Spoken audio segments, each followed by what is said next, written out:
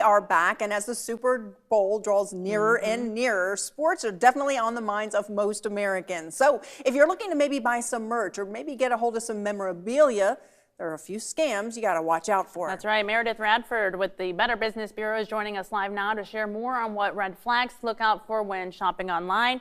Meredith, good morning. So tell us, how do online fake sports merchandise scams work? Yeah, so often it will start with an ad on social media or a quick search online, and you'll end up on a website that might look legitimate, that you can purchase items on, that you'll get a confirmation email on, but then you either never receive that good at all, or the product that you do receive is not up to the quality that you expected.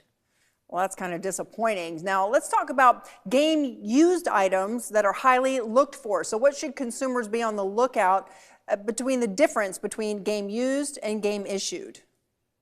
Yeah, so the real difference between used and issued is whether or not it may have actually been used. So game used is obviously used in a game. Game issued is things that were designed to be used, but not necessarily used in the game, which is also fine for sellers to sell to you as long as they're not trying to pretend like it was used in the game.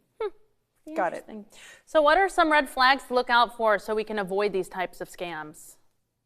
Yeah, so be wary of deals that are too good to be true. If something looks way cheaper than it usually is, especially if it's a sought after item, a signed item, something like that, it probably is too good to be true. And also try to use a credit card to make purchases online if you can. Never wire money. Try not to use your debit card. That way you have some sort of recourse if it goes wrong.